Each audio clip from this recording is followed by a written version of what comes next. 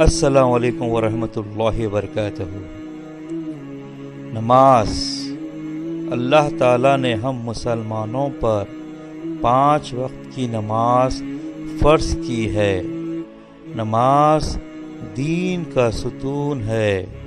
جس نے نماز چھوڑی اس نے محل گرا لیا۔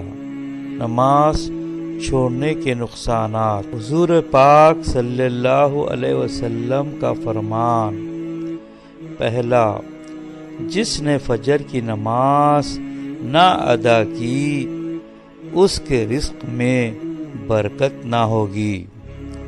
دوسرا، جس نے ظہر کی نماز نہ ادا کی اس کے دل سے نور الہی جاتے رہے گا۔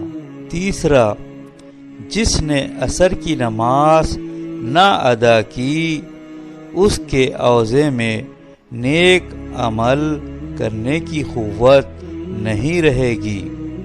چوتھا، جس نے مغرب کی نماز نہ ادا کی اس کے کھانے میں مزہ نہیں آئے گا۔